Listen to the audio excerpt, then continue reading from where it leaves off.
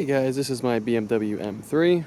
As you can see in my interior door panel, this piece is a little loose. I'm going to show you how to fix that today. First step is to gently pull on this piece, and you'll basically just pop these off one by one down the line. Okay, so there you go. You can see a bunch of minor sort of broken, missing, some are stuck on here. We're going to fix them. This is a little pack of the replacement plastic things. I got them on eBay for like $8 or something like that shipped. I'll put a link in the description below. You can order these.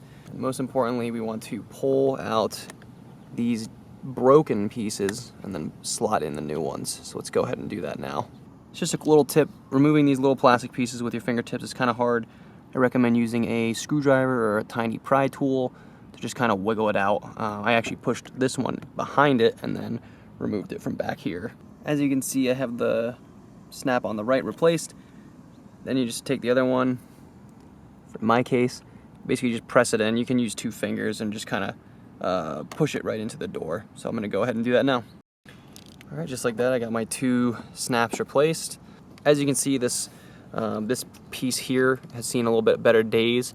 You know, a couple of these here are broken, but the main thing is that these end ones are intact, so that it's not flopping around and looking kind of sloppy. Worst case, if you have one of these and you have some broken snaps or too many are broken, you can probably get a new armrest like this for not too expensive on eBay. And you can probably find a crashed E90 car and get one, but we'll go ahead and stick on the trim molding and it should be good. All right, I had to stop recording there, but with 2 hands, I was able to kind of pull on the door towards myself and just gently push my palm against it, and it seated up nicely. So now there you go. My door card is all looking good.